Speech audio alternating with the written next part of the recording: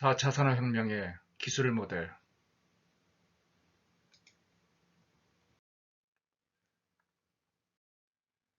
4차 산업혁명은 많은 논란들이 있다. 클라우스 슈밥 월드 이코노믹 포럼 의장은 4차 산업혁명은 이미 시작되었고 그 속도, 범위, 강도 모든 것을 고려할 때 과거 인류가 겪었던 그 어떤 산업혁명보다도 강하다고 주장하고 있다. 그러나 노동의 종말, 소유의 종말, 3차 산업혁명 등의 명제를 쓴 제레미 리프킨은 아니다. 4차 산업혁명은 아직 도래하지 않았고 3차 혁명의 연장일 뿐이라고 주장하고 있다. 과연 누구의 얘기가 맞는가? 여기서 우리 세 가지 중요한 질문을 한번 던져보자. 첫 번째 질문은 4차 산업혁명은 인공지능, 사물인터넷, 빅데이터, 바이오텍과 같은 첨단 기술의 융합인가? 둘째 질문은 4차 산업혁명은 디지털 트랜스폼인가? 셋째 질문은 4차 산업혁명은 과연 일자리를 줄이는가? 산업이란 무엇인가?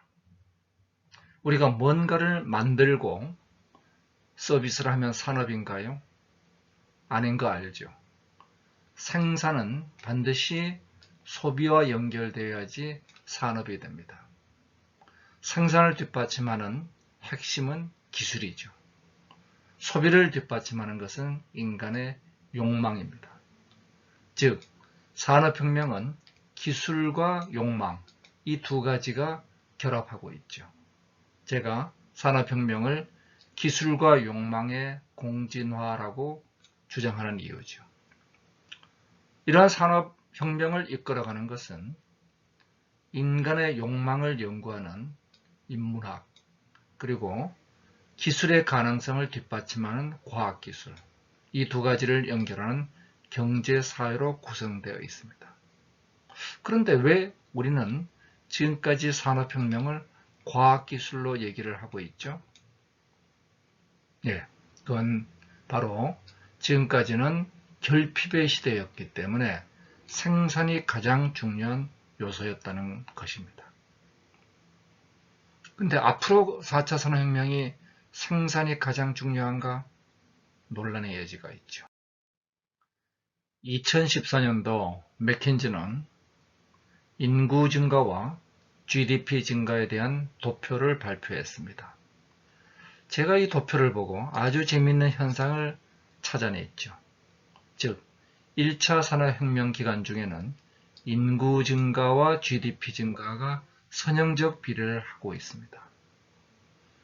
2차 산업혁명 중에는 인구 증가가 GDP 증가보다 훨씬 낮게 증가를 하죠. 즉, 생존의 욕구와 안정의 욕구가 충족된 혁명입니다. 자, 그런데 이 3차 산업혁명이 시작되는 1970년대부터 특이한 현상이 벌어지죠. 인구 증가율이 지속적으로 마이너스로 내려가고 있습니다. 왜 이런 일이 벌어질까? 바로 이것은 인간의 사회 연결 욕구가 정보혁명으로 충족되면서 벌어지는 현상이다. 즉, 우리는 지금까지 산업혁명을 기술로서만 이해해왔지만 이제는 욕망과 기술의 공진화로 재해석을 할 필요가 있다는 겁니다. 이것이 4차 산업혁명을 이해하는 데 대단히 중요한 요소가 된다는 것입니다. 우리가 1차 산업혁명 어떻게 보죠? 기계혁명이 제조업을 만들었고 2차 산업혁명은 전기혁명, 유니버설 에너지가 서비스 산업을 만들었고 3차 산업혁명은 정보혁명으로 지식 서비스 산업이 만들어졌죠. 우리는 4차 산업혁명은 지능혁명이라고 명명하고 있습니다. 그런데 이러한 것들은 전부 다 뭐냐? 인문도 아니고 경제사회도 아니고 기술입니다. 우리는 산업혁명의 한 부분만 보고 있었다는 거죠. 산업혁명의 입체적인 조망은 기계혁명이 인간의 생존의 욕구를, 전기혁명이 안정의 욕구를, 정보혁명이 사회 연결 욕구를, 그리고 지능혁명이 인간의 자기 표현과 자아 실현의 욕구, 바로 매슬로우의 욕구 5단계서를 충족해 나간 혁명이 된다는 것입니다. 인간의 욕망과 기술의 혁신이 이제 공진화한 과정이 산업혁명 과정이었고, 이러한 관점에서 이 4차 산업혁명의 미래를 우리가 볼 수가 있죠. 이것은 사회혁명인 동시에 지능기술이 인간의 자기 표현 욕구를 충족시키고 있다. 많은 사례들을 우리가 볼 수 있을 것입니다. 그리고 항상 모든 산업혁명은 오버랩되고 있죠. 그래서 자아실현 욕구가 동시에 나타나고 있는 중입니다. 인간의 욕망을 다시 보면은 생존의 욕구는 수동적 물질을 소유하죠. 그리고 안정의 욕구는 능동적 물질의 욕망이라면은 정보혁명은 내가 이 사회에 참여하는 혁명, 그리고 자기 표현 욕구인 지능혁명은 이 사회에서 나를 드러내는 혁명이 되죠. 즉, 능동적 사회혁명, 수동적 사회혁명이 되는 겁니다. 5차 산업혁명?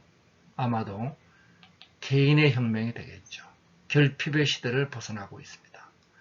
이 중요한 전환점이 바로 이 아래는 결핍, 이 위는 풍요의 시대로 들어서고 있다는 겁니다. 풍요화되면 생산보다 소비의 문제, 기술보다 욕망의 문제가 더 중요해지는 시대가 다가오고 있는 거죠. 산업혁명에서 기술과 욕망의 진화 과정을 다시 살펴보면 1차, 2차 산업혁명은 각각 육체적 확장, 즉 근육의 확장인 기계혁명과 에너지의 확장인 전기혁명, 이것은 물질의 수동적 단계와 능동적 단계를 표시하고 있다. 한편 3차 산업혁명인 정보혁명과 4차 산업혁명인 지능혁명은 각각 정신적 확장을 함으로써 수동적 사회욕망과 능동적 사회욕망을 충족하고 있다.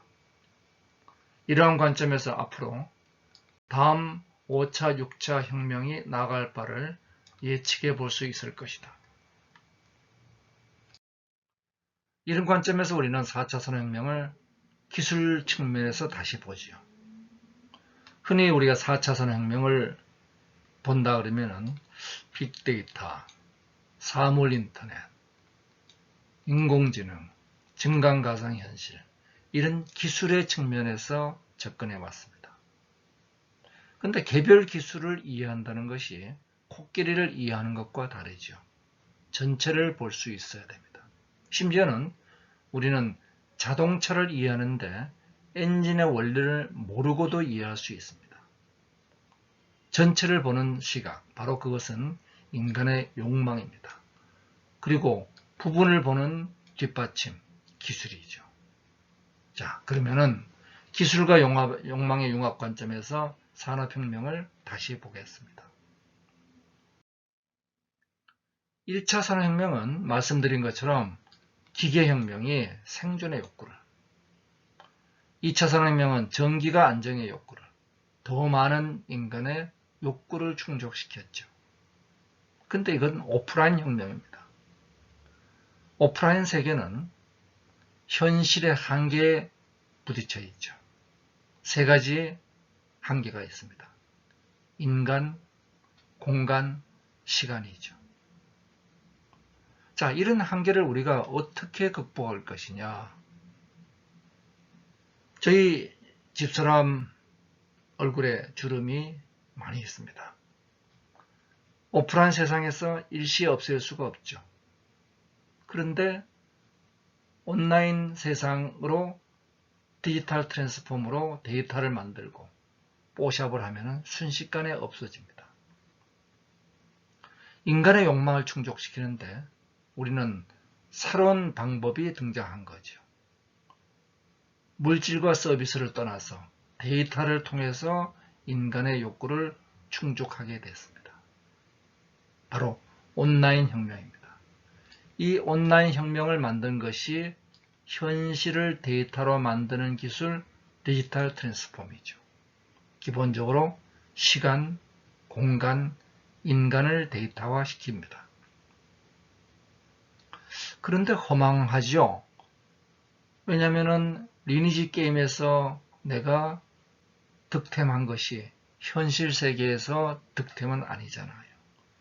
저희 집사람의 뽀샵으로 사진에서 주름은 없앴지만 실제로 돌아보면 그대로 있죠. 자, 이 디지털 트랜스폼으로 만들어진 세상을 다시 현실로 가져오는 새로운 혁명이 시작됐습니다. 4차 산업혁명이죠. 디지털 트랜스폼은 기본적으로 3차 산업혁명을 일으킨 기술들입니다. 이 디지털 트랜스폼의 대표적인 사물 인터넷, 클라우드, 빅데이터를 설명하면은 많은 사람들이 그거 3차 산업혁명 때 다 들은 얘기 아닌가. 제레미 리프킨 같은 분은 그건 내가 3차 산업혁명 때 다 얘기한 거야. 우리가 3D 스캐너를 가지고 현실을 데이터화시킵니다. 그래서 가상의 세계에서 새로운 컵 모델을 만들어요. 그것을 3D 프린터에 걸면은 현실의 컵이 새로 나오게 되죠. 현실과 가상이 데이터를 매개로 순환되면서 현실 세계를 더 좋은 세상으로 만들어갑니다. 우리 인간의 욕망을 충족하는 더 새롭고 빠른 방법이 등장한 거죠. 자, 그래서 제가 4차 산업혁명을 이렇게 정의를 합니다. 4차 산업혁명은 인간을 위한 현실과 가상의 융합이다. 인간을 위한 바로 욕망을 이해하려는 거죠.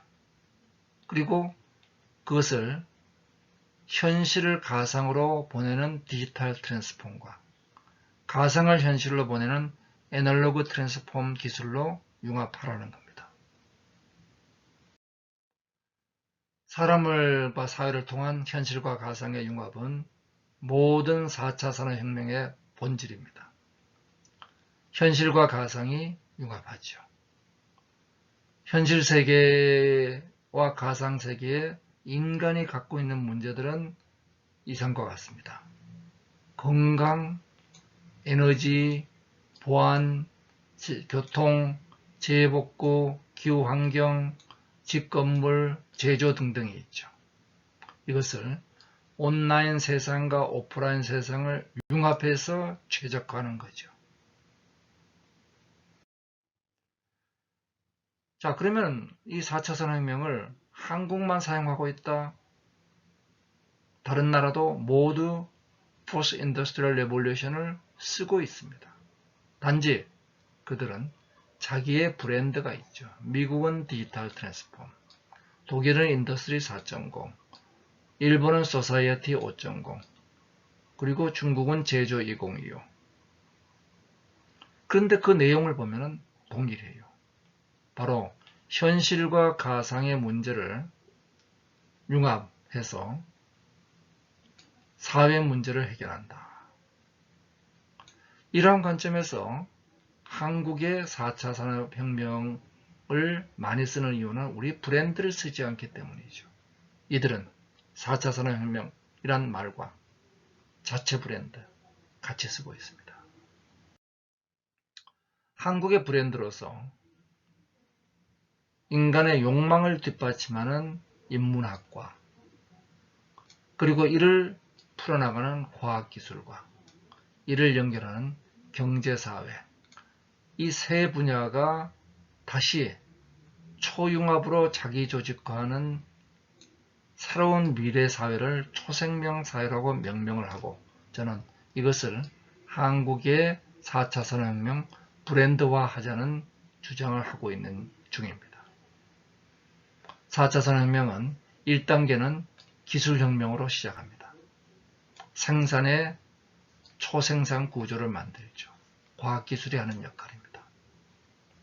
그리고 2단계는 이것을 공유경제를 통해 가지고 성장과 분배를 순환시키는 역할을 하게 되죠.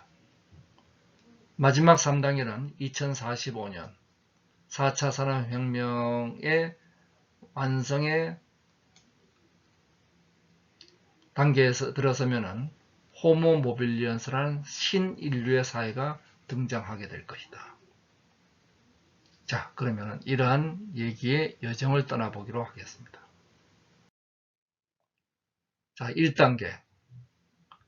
현실 세계는 물질의 세계입니다. 한계 효용이 체감하죠. 따라서 소유를 해야 됩니다.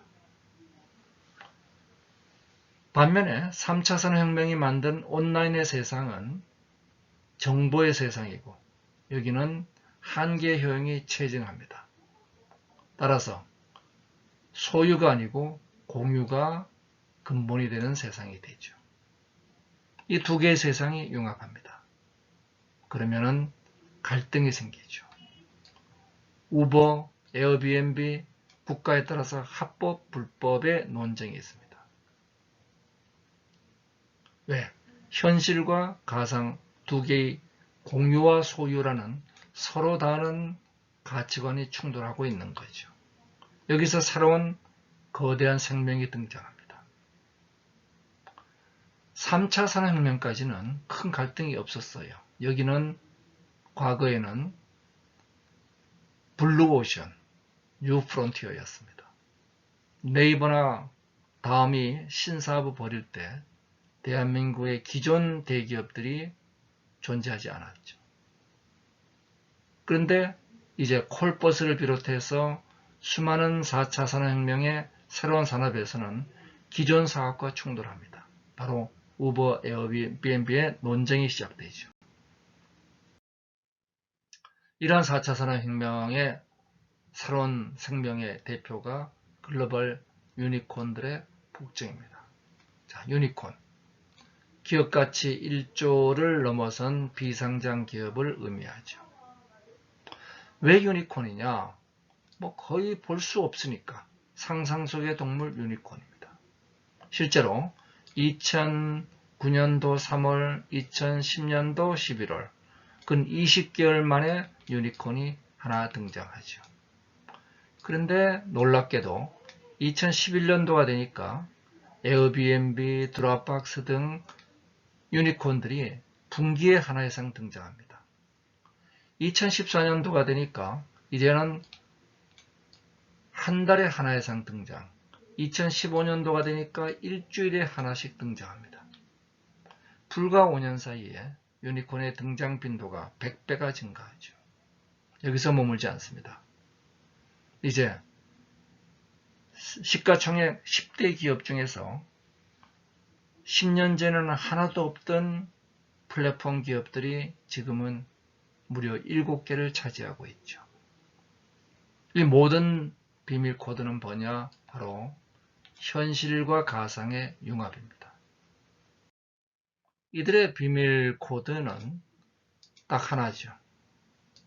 현실과 가상을 융합해서 평행 모델을 만들고 있습니다. 제가 이 말을 만든 이후에 주인은 디지털 트윈이라는 비슷한 개념을 내놨죠.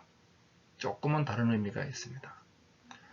핵심되는 개념은 현실 세상의 한계, 즉 시간, 공간, 인간의 한계를 극복하고 있습니다. 즉 디지털 트랜스폼 기술에 의해서 시간, 공간, 인간의 현실을 데이터화시켜서 이것을 가상의 세계로 만들어 놓죠. 미치오 카쿠가 쓴 책 이름 평행 우주를 따와서 평행 모델이라고 이름을 붙였습니다. 현실을 디지털 트랜스폼으로 가상화하게 되면 무엇이 가능하느냐? 편집과 복제가 가능해집니다. 저희 집사람의 주름살을 없앨 수가 있죠. 여기에 머무르지 않고 이것을 현실 세계로 가지고 나오면 현실을 최적화할 수 있게 됩니다. 대표적인 것이 내비게이터죠. 내비게이터를 키면은 도착 시간을 예측해주고 최적의 경로를 맞추어 줍니다. 즉, 이러한 예측과 맞춤은 현실과 가상의 1:1 대응이 되어 있기 때문이죠. 이를 통해서 우리는 5조의 가치를 얻는데 이것을 공장, 병원, 학교, 여행 모든 생활 구석구석에 확대되어 가고 있습니다. 바로 이것 4차 산업혁명의 본질은 바로 현실과 가상의 융합이 확대되고 있는 겁니다. 그런데 왜 지금까지 안 했을까? 공짜가 아니죠. 현실을 가상화시키고 가상세계를 최적화하고 다시 현실로 가져오는 이 O2O 평행 모델을 구축하는 비용이 공짜가 아닙니다. 자, 여기에는 수집 비용이 들어가죠. 그런데 이제 수집 비용이 한계 비용 제로에 육박합니다. 저장 비용이 들어가죠. 클라우드 저장 비용이 1억 분의 1로 감소합니다. 처리 비용이 들어가죠. CPU 속도는 100만 배 빨라지고 인공지능 알고리즘은 오픈소스화하고 있습니다. 결과적으로 우리 삶의 대부분 영역에서 이 부등식이 성립되게 된 거죠. 들어가는 비용보다 창출되는 가치가 많으면 당연히 여기서 혁신이 일어나게 됩니다. 자, 그러면은 왜 4차 산업혁명에서 현실과 가상의 융합을 통한 인간의 욕망 충족이 가능한가를 얘기했습니다. 자, 그럼 어떻게 할 것인가? 4차 산업혁명은 예외 없이 4단계 프로세스로 구현됩니다. 4차 산업혁명은 생명의 자기 조직화와 동일한 과정을 거치고 있다. 인간이 오감을 통해서 시간, 공간, 인간의 데이터를 수집해서 단기 기억은 해마에, 장기 기억은 DNA 피질에 기억을 하고 그 전체 정보를 구조화하는 전전두엽의 지능 활동에 의해서 가장 최적화된 모델을 만들고 이를 통해서 예측과 맞춤의 행동을 한 결과가 현실 세계에 맞으면 포지티브, 틀리면 네거티브 피드백을 하는 과정을 거치게 된다. 4차 산업혁명에서 사물 인터넷은 오감과 같은 역할을, 클라우드와 빅데이터는 DNA 피질과 기억과 같은 역할을, 인공지능은 전전두엽의 역할을, 로봇은 행동의 역할을 하게 된다. 참고로 여기서 로봇은 광의의 의미에서 데이터를 기반으로 현실화하는 행위들을 통칭하는 말이다. 이 전체를 데이터의 관점에서는 수집, 저장, 구조화, 현실화라는 4단계로 볼 수가 있게 된다. 4차 산업혁명은 생명의 자기조직화다.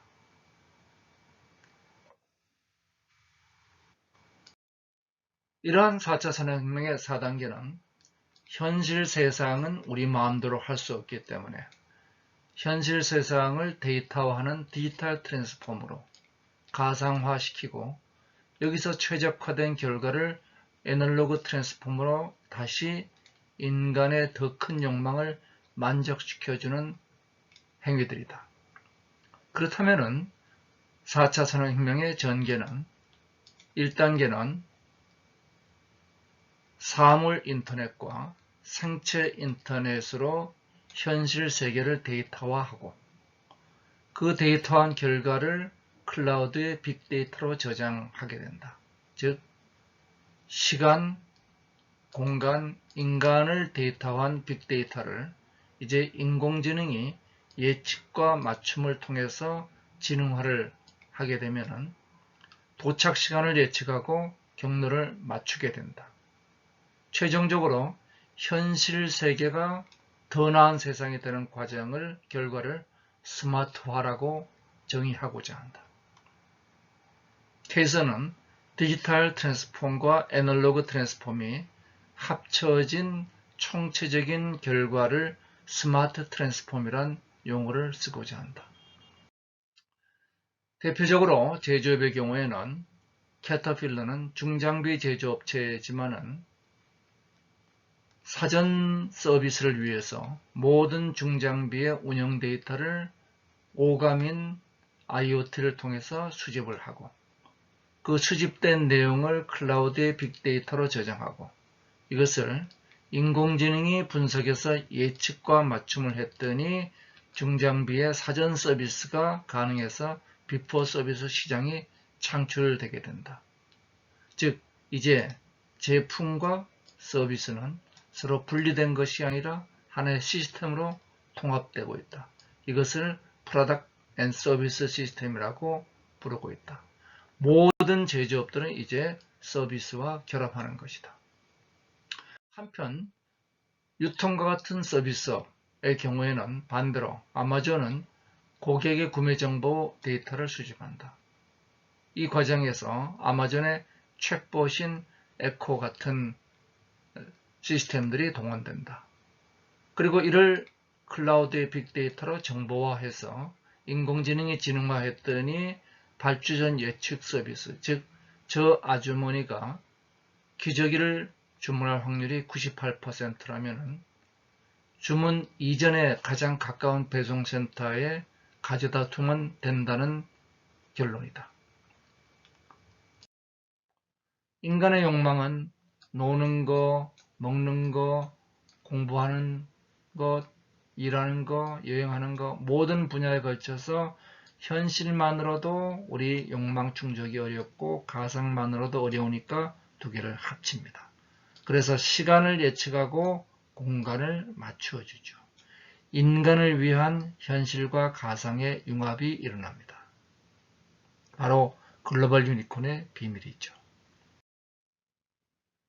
이 과정을 다시 보면은 이제 캐터필러는 제품에서 데이터가 발생하면은 사물 인터넷으로 수집해서 빅데이터를 만들고 인공지능이 분석해서 새로운 서비스를 만들어냅니다.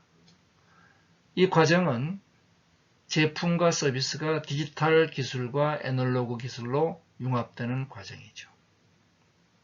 이제 모든 제품은 서비스와 융합하는데 뭐로 융합하느냐? 데이터를 매개로 융합합니다. 이것을 제가 DPSS라고 명명하고 있습니다. 제품과 데이터와 서비스가 융합돼서 엔드-투-엔드의 가치를 만들죠. 궁극적으로 필요한 것은 인간의 라이프 타임 밸류, 생애 가치를 만듭니다. 이제 디지털 트랜스폼과 인공지능과 애널로그 트랜스폼이 결합하는 4차 산업혁명의 기술 모델로서 DAA, DA 모델을 소개하고자 한다. 4차 산업혁명의 기술 모델은 컨설팅 회사마다 가지고 있습니다. 뭐 돈이 되니까. 자, 가장 대표적인 모델이 보스턴 컨설팅 그룹이 내놓은 9필러 모델. 여기 있는 9개의 기둥, 9개의 기술을 가지고 4차 산업혁명을 구현해 주겠다. 볼까요? 로봇, 빅데이터, 증강현실, 3D 프린팅, 클라우드, 사이버 시큐리티, 사물 인터넷, 시스템 인테그레이션, 시뮬레이션입니다. 그런데 논리적으로 뭔가 문제가 많아요. 완결적이지도 않습니다. 다른 회사 것도 비슷해요. 어떡할까요? 할 수 없이 우리가 따로 만들어야죠. 자, 그래서 만든 것이 바로 인공지능과 12기술 모델입니다.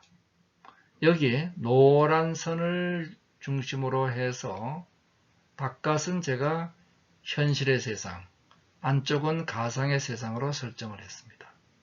현실에는 시간, 공간, 인간이라는 3간이 존재하죠. 이것을 데이터화시키면 마음대로 할 수 없는 현실 세계를 마음대로 할 수 있는 데이터로 바꿀 수가 있습니다. 여기에 등장하는 것이 6개의 디지털 트랜스폼 기술, 시간, 공간, 인간의 데이터화 기술들입니다.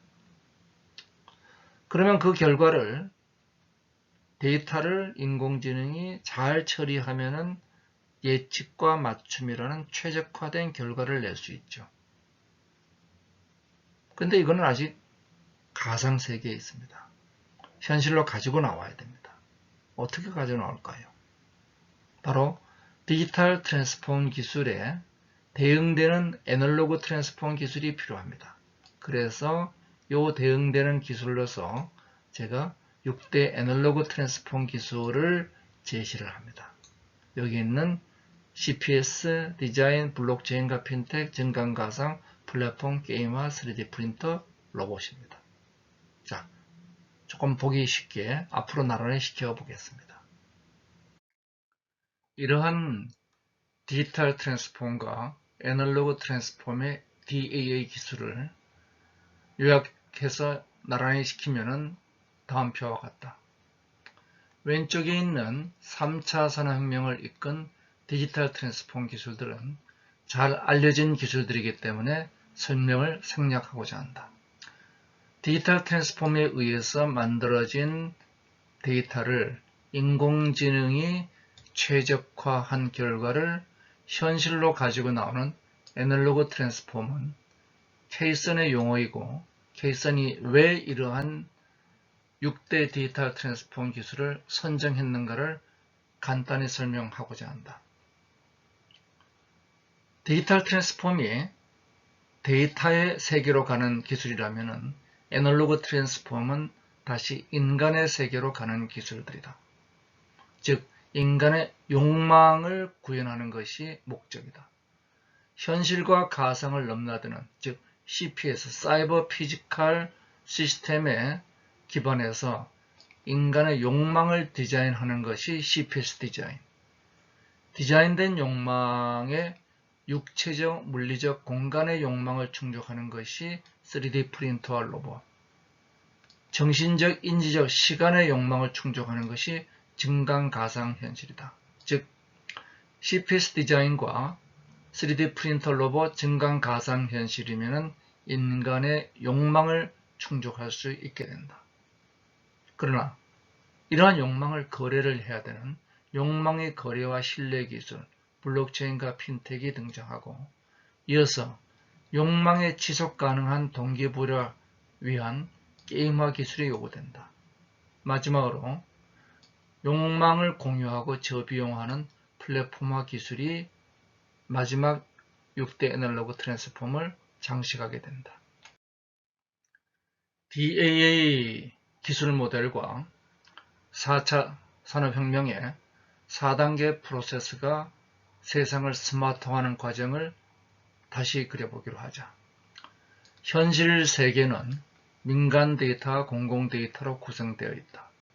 이 세상을 스마트화 시켜보자. 그러면은 1단계에서는 공간 데이터인 IoT와 LBS, 인간 데이터는 IoB와 SNS를 데이터화 시키는 단계가 된다. 여기에 공간과 인간을 데이터화 시키는 4개의 기술이 동원된다. 그 결과가 클라우드의 빅데이터로 모이면서 정보화가 완성이 된다. 이 6개의 기술이 디지털 트랜스폼 기술들이다. 즉 디지털 트랜스폼 기술에 의해서 오프라인 세상은 정보화된다. 이어서 이 클라우드의 빅데이터를 바탕으로 인공지능과 기계지능을 통합하여 지능화를 하게 되면 그 결과를 현실 세계로 가져오는 스마트화 기술이 동원되게 된다.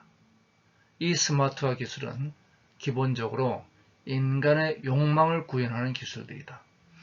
이 단계에서는 수많은 기업들이 롱테일 기업과 거대 플랫폼 기업들이 참여하게 된다. 이제는 온디맨드로 냉장고에서 식재료 꺼내서 요리하듯이 클라우드에서 데이터를 꺼내서 요리하면은 새로운 사업 모델들이 등장하죠. 자라가 신모델을 예측하고 넷플릭스가 맞춤 추천을 제시하고 아마존이 발주 예측을 하고 로보 어드바이저가 투자를 합니다. 4차 산업혁명은 다음과 같이 진행하고 있다. 물질 기술인 1, 2차 산업혁명에서 온라인 세계가 만들어지면서 오픈소스를 바탕으로 하는 온라인 플랫폼이 등장하게 된다. 정보와 실물이 분리되게 된다. 이어서 4차 산업혁명의 1단계에서는 인공지능을 중심으로 현실과 가상이 융합된다. 현실과 가상이 융합되는 온라인 투 오프라인의 플랫폼이 등장하고 생산과 소비가 이제 집단지능으로 협력화된 구조를 가지게 된다. 공유경제의 등장이다. 이어서 4차 산업혁명의 2단계에서는 집중 플랫폼을 분산시키는 분산 플랫폼의 블록체인이 등장하게 되고 이제 인간은 자기 조직화를 향해서 일체의 단계로 들어가게 된다. 4차 산업혁명의 융합 현상을 보자. 이 세상은 현실 세상과 가상 세상, 이 두 개의 세상이 융합하는 4차 산업혁명에서는 세상은 O2O로, 기술은 하드웨어와 소프트웨어가 융합하는 뉴하드로, 사업은 제품과 서비스가 융합하는 PSS로, 시장은 생산과 소비가 결합하는 엔드-투-엔드의 doing yourself로, 사회는 개인과 집단이 융합하는 집단지능화로, 개인은 의미의 호모파비르와 재미의 호모루덴스가 결합하는 호모파덴스로, 산업은 대기업과 롱테일 기업이 개방 플랫폼에서 융합하는 분리의 융합으로 진화하는 중이다.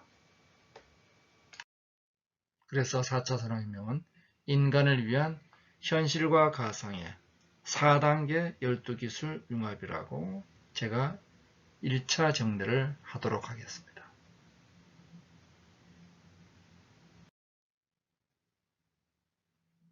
이어서 6대 디지털 트랜스폼 기술을 보도록 하겠습니다. 6대 디지털 트랜스폼 기술은 시간, 공간, 인간을 데이터화시키죠. 우선 공간을 데이터화시키는 IoT가 등장합니다. PC는 효율을 향상시키는 도구였는데 네트워크를 제대로 못 만들었죠. 모바일 네트워크가 등장하면서 인류를 새롭게 진화시키게 됐습니다. 창발적 자기조직화에 들어갑니다. 나중에 다시 보도록 하겠습니다. 사물 인터넷은 이제 사물의 생명을 부여하기 시작했습니다. 역시 창발적 자기조직화에 들어가죠. 이제 사물 인터넷이 공간을, 생체 인터넷이 인간을 데이터화시켜서 이것을 시간인 클라우드와 빅데이터에 올립니다. 사물 인터넷은 사물에 배태된 지능과 초연결 구조를 가지죠. 이제는 장비, 자동차, 로봇, 드론 이런 것들 모두가 사물 인터넷을 통해서 인텔리전스를 가집니다. 제가 인터넷 오브 싱스가 아니고 인터넷 오브 인텔리전스라고 부르기도 하죠. 우선 인간과 사물이 소통을 합니다. 제일 쉬운 건 센서를 붙이는 거죠. NFC, 비콘 이런 데이터를 수집하는 센서를 통해서 인간과 공간이 상호작용을 하죠. 그리고 두 번째는 사물에다가 지능을 이식합니다. 우리는 노래방 기억하기 싫으니까, 또 내비게이터 길을 다 외우기 싫으니까 Embedded Intelligence, 배태지능을 만들죠. 그리고 이들 공간과 공간이 상호작용을 한 이후에 이들이 창발적으로 발전을 시작합니다. 그래서 네스트는 주인이 온도 조절하는 것을 3개월 배우면은 더 잘 온도 조절을 하게 되죠. 자, 스마트 스쿨은 이제 교실이 학생을 교육할 수 있게 되죠. 도시가 사물 인터넷으로 연결되기 시작합니다. 에너지가 연결되고 편의시설에 연결되고 보안치안, 교통, 재난방지가 연결되죠. 현실 도시와 가상 도시가 연결되는 스마트 커넥티드 시티가 만들어집니다. 공장이 이제는 지능형 공장으로 갑니다. 현실의 공장과 가상의 공장이 이제 합쳐지는 자기 조직화된 공장이 만들어지죠. 여기서 설비, 환경, 모든 관리들이 새롭게 스스로가 스스로를 개선해 나갑니다. 이제 사물 인터넷을 통해서 공장, 도시, 헬스케어, 유통, 공사 현장, 자동차 모든 부분들이 변화되고 있습니다. 이것은 예측되는 시장 규모가 되죠. 스마트 월드가 시작되고 있습니다. 사물 인터넷이 사물의 요소 정보화를 한다면은 이제 이들과 공간을 연결하는, 위치를 연결하는 것이 실내외 LBS가 됩니다. 인간과 땅이 결합하기 시작했습니다. 공간과 미디어가 결합하는 것은 수많은 기술들이 등장하죠.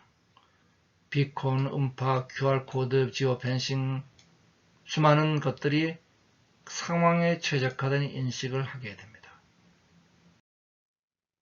궁극적으로 공간과 인간을 융합하는 지구 2.0이 만들어지죠. 스마트 환경이 이제 홈에서 자동차를 거쳐서 워크플레이스를 거쳐서 빌딩, 시티까지 확대돼 나가고 궁극적으로 스마트 월드가 됩니다. 초연결과 지능화로 공간과 인간이 융합하는 미래사회, 누구나가 마법사가 되는 미래가 열리게 됩니다.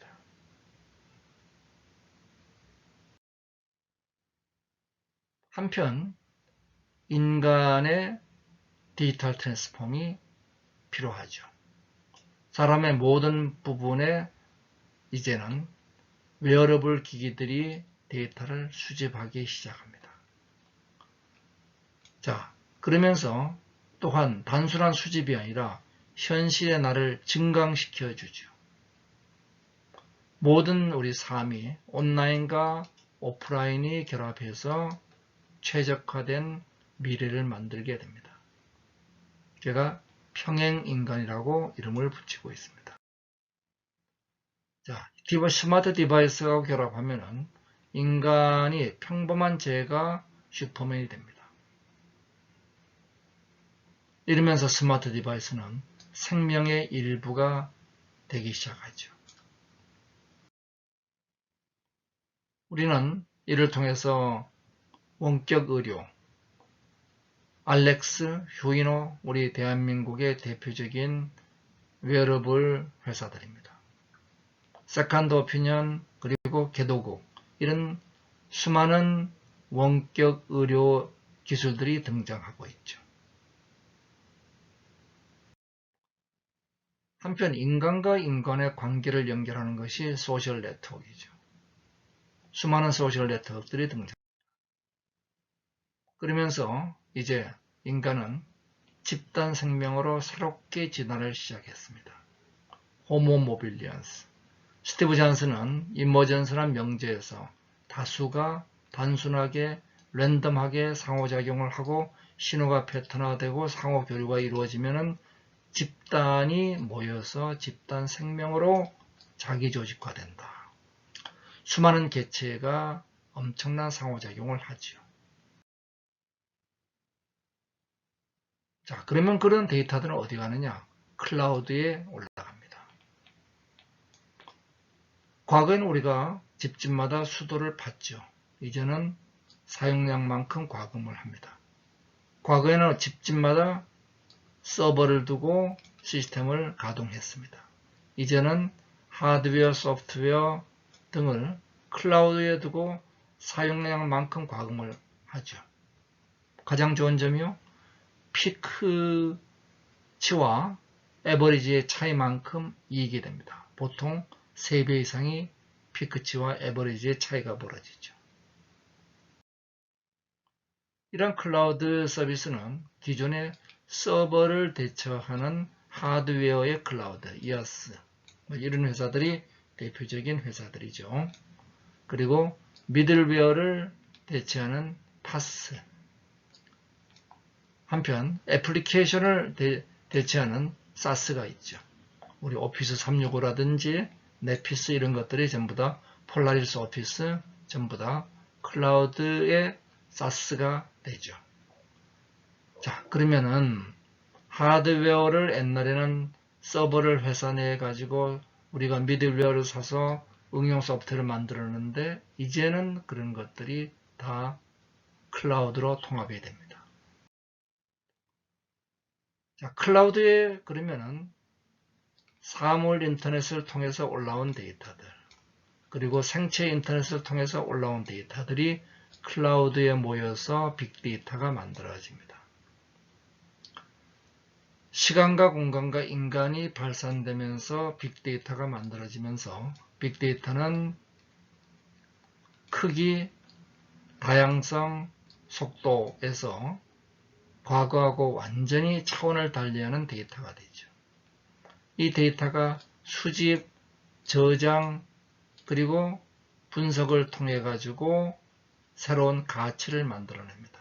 이것을 우리가 빅데이터의 4V라고 얘기를 하죠.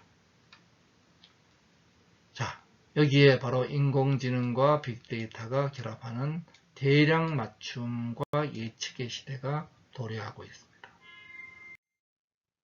빅데이터는 21세기 원유죠. 데이터의 발생, 수집, 저장, 분석을 통해서 현실과 가상이 융합된 서비스가 등장합니다. 그런데 이 데이터를 누가 가지고 있느냐가 핵심이 되죠. 구글이 검색 데이터를, 아마존이 상거래 데이터를, 페이스북이 소셜 데이터를 독점했습니다. 이제 4차 산업혁명은 빅데이터 혁명이죠. 우리는 어떻게 할 것이냐? 스타트업은 특화 표준으로 틈새 데이터를 확보하는 것이 대단히 중요합니다. 그리고 국가는 이런 데이터를 가능한 독점을 막는 개방 데이터 구조를 만드는 게 국가 정책이 되죠. 이렇게 만들어진 데이터를 다루는 도구가 인공지능입니다. 인공지능은 이제 데이터를 통해서 학습을 하죠. 인공지능은 이미 환갑이 넘은 기술이죠. 주요 인공지능 기술은 이미 1956년 다트마스 컨퍼런스에서 등장했습니다. 그 당시 민스키를 비롯한 많은 학자들은 10년 내 많은 문제들이 해결될 것이다. 그런데 꽝이었죠. 다시 1980년대 엑스퍼트 시스템이 등장하면서 이번에는 뭐가 될 것이다. 역시 데이터 부족으로 꽝이었습니다. 그런데 이제 새로운 인공지능 3차 웨이브가 오고 있죠. 3차 웨이브는 강력한 GPU에 기반을 둔 병렬 컴퓨팅, 엔비디아 같은 게 대표적인 기업이죠. 거기에 기계의 자기학습 알고리즘인 딥러닝 기술, 그리고 과거에 없었던 방대한 빅데이터, 이 세 개의 변화가 다트마스 컨퍼런스에서 등장했던 퍼셉트론 개념을 이제 구현 가능하게 만들었습니다. IBM은 이미 수많은 파트너사를 가지고 있고 넷플릭스는 추천 서비스의 딥러닝을, 에어비앤비는 빅데이터 분석 및 반값 결정하는데 프라이스 팁스라는 빅데이터 솔루션을 제공하고, 아마존은 미리 제품을 예측하고 물류를 정비하고 있죠. 파이어플라이는 상품 주문 및 탐색을 음성과 이미지로 가능하게 해주고 있습니다. 불과 5년 만에 인공지능은 이제 인간이 갖고 있는 97.5%라는 얼굴 인식 한계를 뛰어넘어서 99.6%를 넘어섰습니다. 마이너리티 레포트가 현실로 다가왔죠. 딥러닝 기술에 의해서 실시간 번역은 엄청난 돌파구를 마련했죠. 마이크로소프트가 스카이프를 통해서 10년간 정체되어 있던 음성인식 기술이 딥러닝을 토대로 해서 이제는 오차율 3% 이내로 떨어졌습니다. 실시간 번역 시대가 다가왔죠. 우리 애트리는 만통, 그리고 구글은 이어버즈를 통해서 번역을 제공하고 있고, 실시간 번역을 이어러블로 제공하고 있죠. 네이버도 이러한 서비스에 동참을 하고 있습니다. 외국어, 저는 이제 전 세계 국어를 다 아는 시대가 이미 와 있다고 보고 있습니다. 이런 인공지능은 과거 우리가 엑스퍼트 시스템이 문법을 통해서 영어를 배우는 룰 베이스의 전문가 시스템이라면은 이제 딥러닝에 의한 머신러닝은 데이터로부터 배우는 겁니다. 애들 나가서 놀면서 영어를 배우는 거죠. 그래서 귀납적 추론이 되고 있습니다. 자, 그러면 데이터를 통해서 배우죠. 근데 이 구조가 우리 뇌의 구조하고 완전히 동일합니다. 자, 우리 뇌에 있는 뉴런의 구조입니다. 뉴런은 바로 이런 모습이죠. 똑같습니다. 수많은 인풋이 있을 때 인풋을 모아서 인풋에 웨이팅을 적절히 주면은 현재 이게 고양이다, 개다 판단이 되죠. 예. 자, 근데 이것을 단일층으로 했더니 판단에 한계가 있었어요. 이것을 사람의 얼굴을 보는데 픽셀층, 엣지층, 오브젝트층, 그 다음에 더 큰 오브젝트층으로 이렇게 계층 구조를 만들었더니 이제 요 계층 구조가 딥하기 때문에 이래서 이름이 딥러닝이 됐습니다. 제가 보기엔 굉장히 이름을 잘못 붙였죠. 여튼 배우는데 이런 계층 구조를 통해서 배우죠.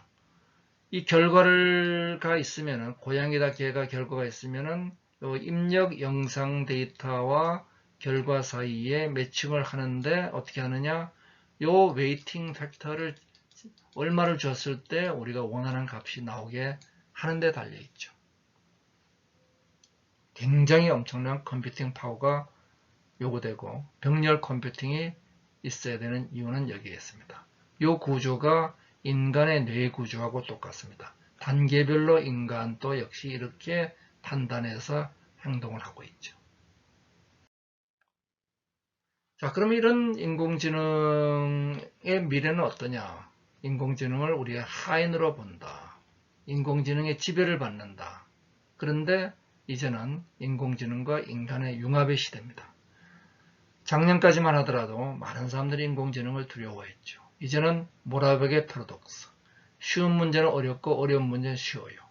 인공지능은 고양이를 구별하는 거 굉장히 어려워하지만 최선은 굉장히 잘합니다. 즉, 이와 같이 인간과 인공지능이 서로 역할이 다르면 되는 거죠. 인간과 인공지능의 공존과 협력이 등장하고 있습니다. 그런데 이런 인공지능은 그러면은 우리 열심히 개발해야 되느냐? 사실은 구글이 3년 전에 소스코드를 오픈 커뮤니티에 열었죠. 텐서플로우입니다. 같은 날 마이크로소프트가, 그리고 그 다음 주 IBM, 그 다음 달에 페이스북.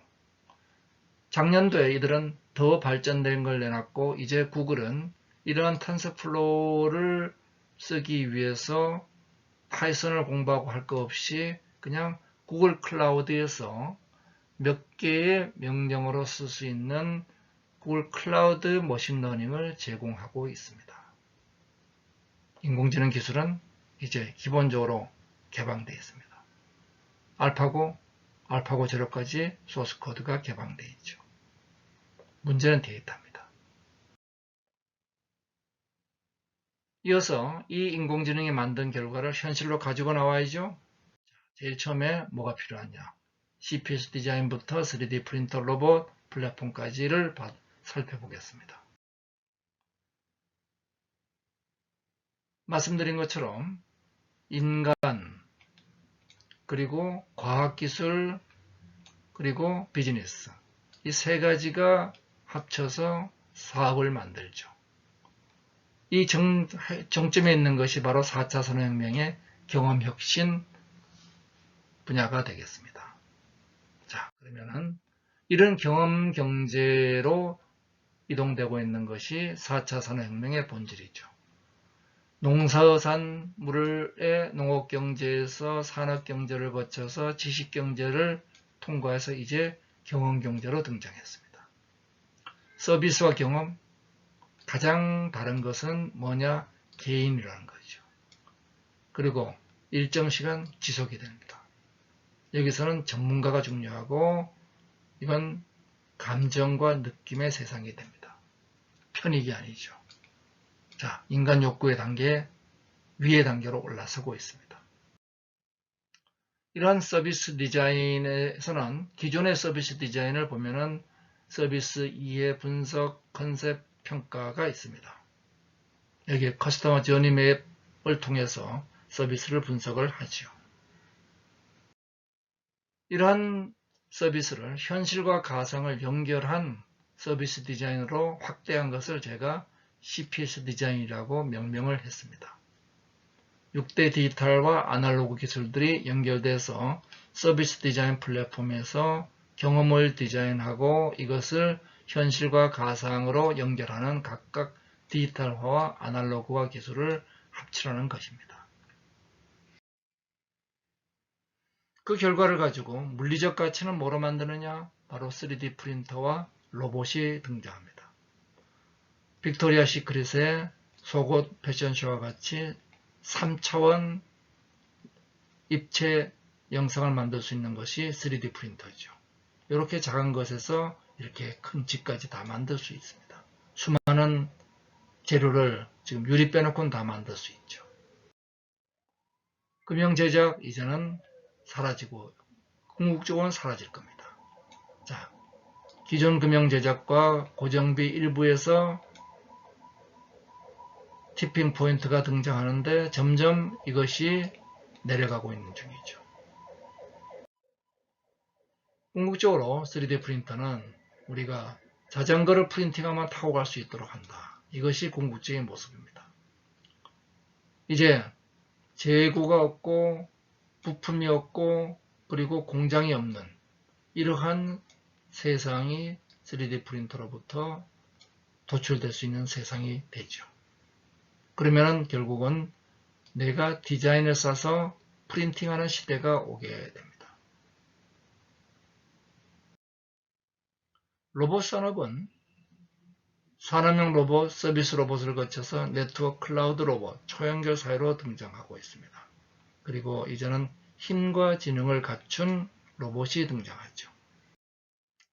지능형 로봇은 퍼셉션, 코그니션, 모빌리티 이 세 가지를 갖추고 있어야 지능형 로봇이라고 얘기를 합니다. 자, 지능형 로봇들 이런 많은 진화를 하고 있고 보스턴 다이내믹스가 큰 역할을 하고 있죠. 유튜브 몇 개 보고 가겠습니다. 로봇 요리사들 볼까요?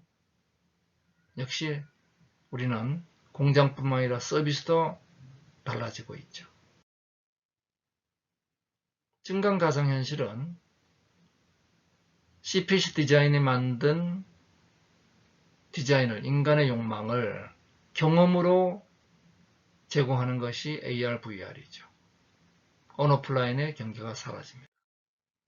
그러면 이제 짜증날 일이 없는 쾌적한 여행이 가능해지죠. 여기에 많은 기술들이 같이 등장합니다.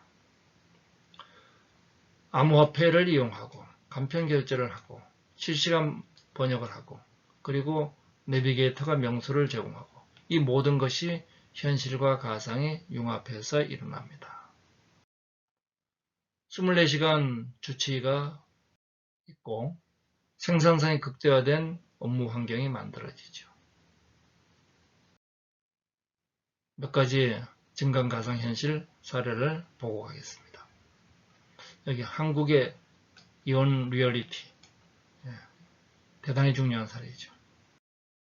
신뢰 기술, 블록체인을 알아보기로 하겠습니다. 신뢰란 것은 오랜 시간 문화로 구축이 되죠. 북유럽과 남유럽의 차이입니다. 자, 어떤 것이냐? 투명하고 반복되는 공유 사회 기술이죠. 자, 만약에 우리가 과거의 기록을 모두가 공유하면서 암호화하면은 투명하고도 비밀은 보장되겠죠.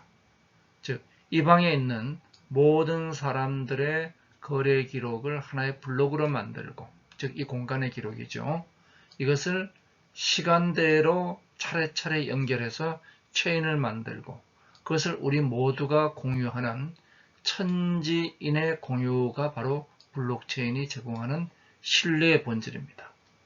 다시 우리가 문제를 보면은 블록체인의 개념이란 것은 자, 우리 둘이 거래한 것을 타임스탬프와 서명하면 거래가 되죠.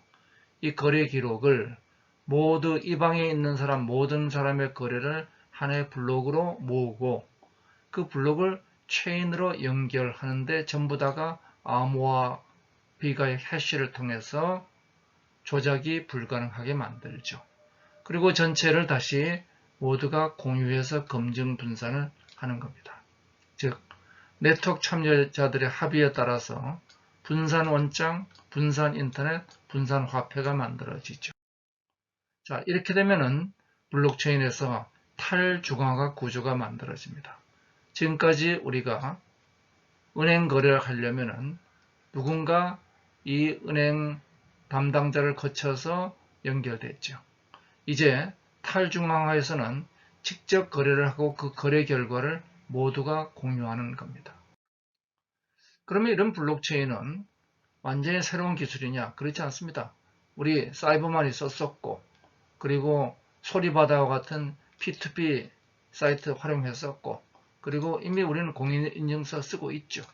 자, 즉 사이버만이 P2P 네트워크, 전자서명과 같은 기존 기술과 또 이미 게임 이론에서 오랫동안 풀어왔던 비잔틴 장군의 딜레마를 풀면은 블록체인 기술이 완성이 됩니다. 비잔틴 장군 문제는 이 성을 공격하는데 이 성에 있는 군사보다 2배는 많아야 돼요. 자, 여기에 스파이가 있을 수도 있고 배반자가 있을 수도 있는데 이런 상황에서 이 주어진 메시지를 믿을 수 있을 것이냐 하는 것이 바로 비잔틴 장군의 딜레마입니다. 이 딜레마를 푸는데 바로 복잡한 검증을 하는 것이 블록체인에서 일상적으로 행해지는 프루프 워크 그죠? 자, 그런데 이러한 소위 프루프 워크 비잔틴 장군 문제를 푸는 게 완전 분산해서 풀자 퍼블릭 블록체인. 그러려면 누군가 그 엄청난 비잔틴 장군 문제 푼 사람을 보상을 해줘야 되니까 암호화폐로 보상을 합니다. 반면에 프라이빗 블록체인은 뭐 그럴 거 있냐? 내가 알아서 다 관리해 줄게. 나를 믿어. 자, 이렇게 되면 저비용이 들어가지만 정말 믿을 수 있느냐 문제가 되죠. 증권거래소나 국가암호화폐가 이렇습니다.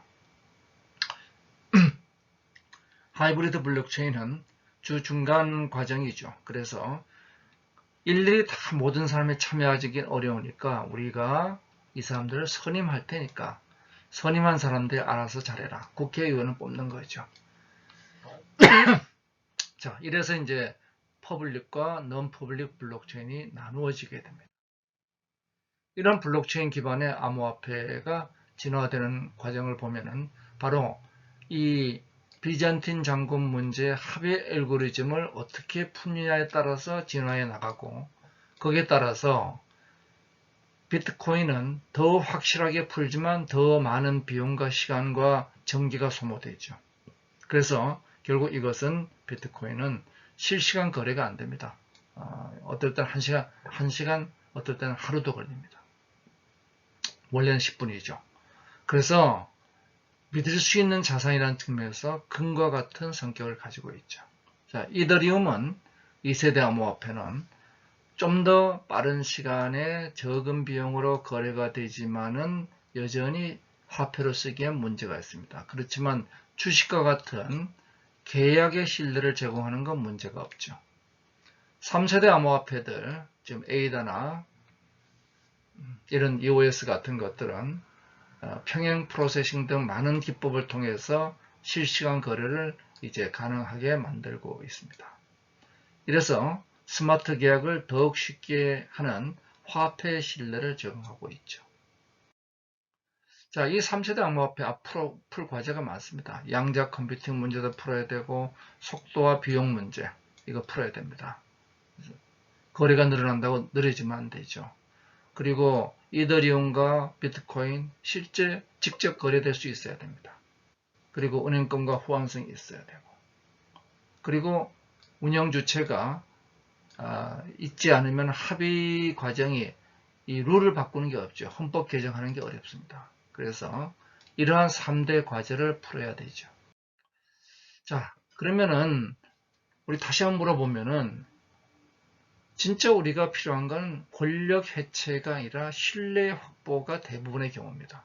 퍼블릭 블록체인은 권력을 분산시키는 게 목표죠. 그러면 어려운 비잔틴 장군 문제를 풀어야 됩니다. 프라이빗 블록체인 혹은 컨소시엄 블록체인은 이것을 단순하게 합의하니까 권력은 분산시키지 못했지만 신뢰를 제공할 수 있는 값싼 집중화를 할 수 있습니다. 바로 이것이 프라이빗 블록체인은 하이퍼레저, R3 코다, 리플 같은 것이 등장하게 된 이유들이죠. 실제로 하이퍼레저는 15개 노드로 10만 트랜잭션 퍼 세컨드를 운영하고 있으니까 실제 쓰기에 거의 문제가 없는 수준까지 와 있습니다. 비자 정도의 속도가 되어 있죠. 여기서 기존 우리가 시스템과 달라진 것은 현재 우리가 쓰는 인터넷 이전은 오프라인에 의해서 두 개의 조직이 일을 했다면 인터넷으로 두 거래가 두 조직의 엣지단에서 연결됐습니다. 이제 분산 원장의 개념으로 판매자와 구매자, 수출자와 수입자가 실시간으로 모든 단계별로 공유가 되어 나가죠. 자, 이래서 검증 시간과 비용이 절감됩니다.